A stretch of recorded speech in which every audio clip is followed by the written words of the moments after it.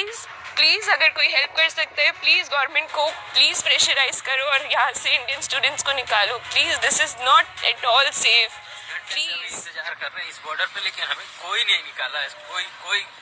कोई भी ऑफिशियल हमसे कांटेक्ट नहीं किया। कितना संभाले अपने जूनियर्स को, संभालते संभालते अब कितना संभाले। We are just waiting for Indian embassy जो हमें यहाँ से बॉर्डर तक लेके जाए। You can see a situation, you can look at it. हमें बचा लिया जाएगा बट अभी हमें नहीं लगता कि हमें कुछ बचाया जाएगा। शायद पता नहीं हमारे साथ क्या हो। परेशान है ना। अरे भैया बच्चे परेशान है, मोदी जी से परमिशन लेके गए थे पढ़ने। गुड इवनिंग, मैं इंडियन स्टूडेंट हूँ। मेरा नाम शाकंभरी शामलुंडे पाटिल है। I am from Petro Mohyla Black Sea university. हम ये 3 दिन से हम पे चल रहे हैं और हम स्टक है बंकर में from past 3 days। We can't even move. हमारे यहाँ पे फूड नहीं है, पानी नहीं है, ना ही हम घर वालों से कांटेक्ट कर पा रहे हैं। We are just waiting for Indian embassy जो हमें यहाँ से बॉर्डर तक लेके जाए। You can see a situation, you can look at it.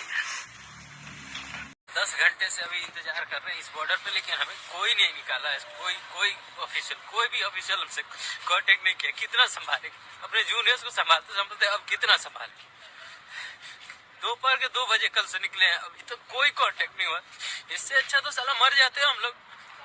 वहीं कोई आगे मिसाइल मार देता, हमें कोई माँ बाप ही नहीं है यहाँ पे, कोई पूछने वाला ही नहीं है। सिर्फ बातें हो रही है कि हाँ आपके लिए ऑफिसर खड़े हैं। कौन ऑफिसर खड़ा है? कोई नहीं खड़ा है यहाँ पे। कैसे निकलेंगे हम?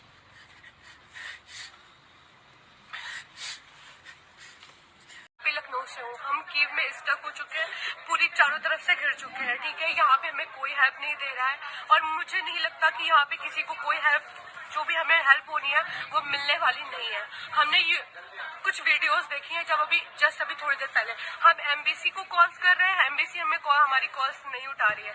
सेकंड थिंग, हम लोगों को बात करने की कोशिश कर रहे हैं, हमारा कुछ नहीं हो पा रहा। हम सिर्फ यहाँ पे फंस चुके हैं। जहाँ पे हम रह रहे हैं वहाँ पे बहुत सारे लोग आते हैं जो कल रात को हंगामा करते हैं, वो गेट तोड़ते हैं, देन उसके बाद अंदर आने की कोशिश करते हैं। क्या होता है हमें कुछ भी नहीं पता। यहाँ पे किसी को कुछ भी नहीं पता जो हमारे साथ सिचुएशन। लेकिन जब अभी कुछ टाइम के बाद हमने सोचा कि हम यहाँ से निकलते हैं और हम यहाँ से किसी तरह निकलते हैं बाई ट्रेन, क्योंकि हम बाई ट्रेन निकले या फिर हम बसेस निकले, कार से निकले। कार से अभी जस्ट मेरे एक दोस्त ने बताया है मुझे कि जो बच्चे यहाँ से निकले हैं कीव से बाई कैब और बाई बस, उनको रशियन आर्मी ने पहले स्टक किया, उन पे फायरिंग करी और उनकी लड़कियों को लेके, उन इंडियंस लड़कियों को लेके गए। पता नहीं कहाँ लेके गए, ये किसी को कुछ नहीं पता, सिर्फ लड़कियों को, और लड़कों का कुछ पता नहीं है। सेकंड थिंग, ये रोमानिया बॉर्डर में अभी हमें वीडियोस मिल रही है।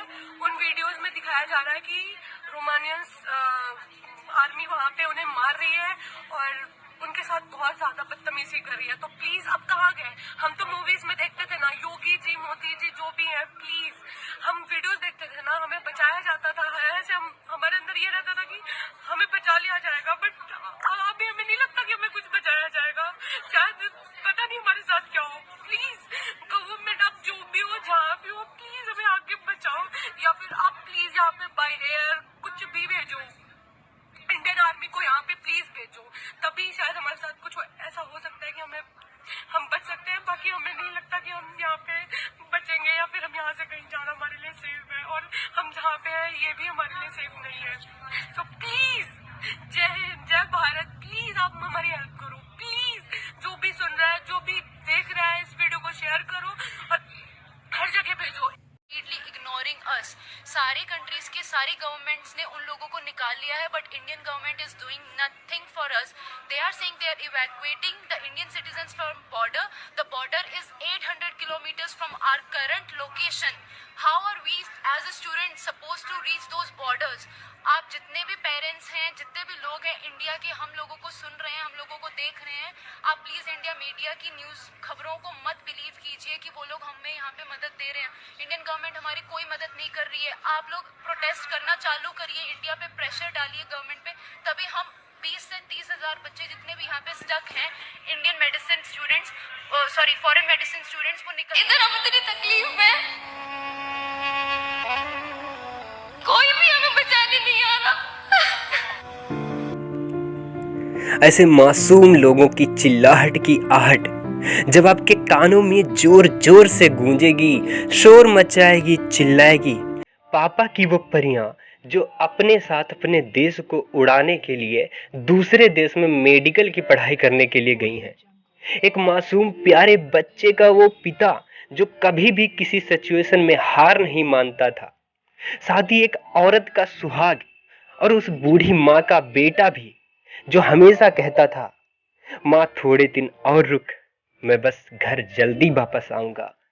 और जिसका बेटा नहीं, उसकी बेटी जो रोज कहती थी, माँ पापा जल्द ही घर लौटेंगे, बस आप थोड़ा सा इंतजार और कर लो।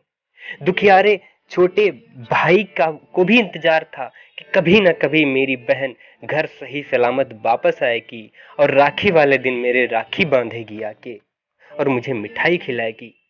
ऐसे लोगों की चिल्लाहट जब आपके कानों में जोर जोर से चिल्लाएगी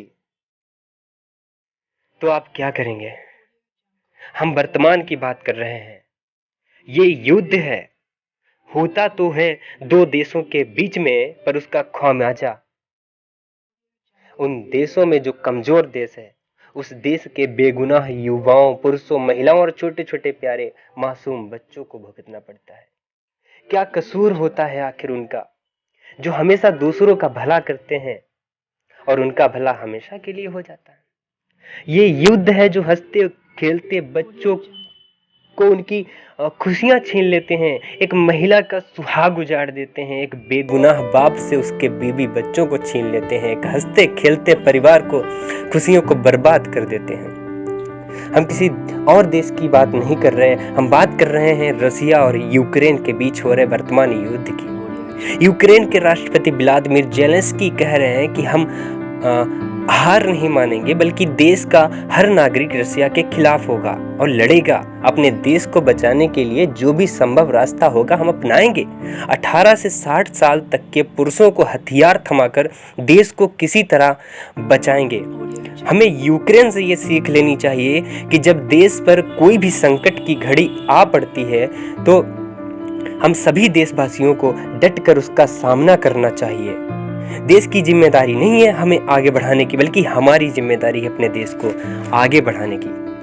अपने देश को आगे बढ़ाने के लिए हमें पढ़ना होगा, क्योंकि ठीक ही कहा गया है, शिक्षा वो शेरनी का दूध है, जो पिएगा वही दहाड़ेगा। क्या फर्क पड़ता है कि उस दूध को अपने देश में पियो, अपने घर में पियो, या किसी दूसरे देश में अपने घर से बाहर पियो। भारत से ना जाने कितने लोग, लगभग 20,000 छात्र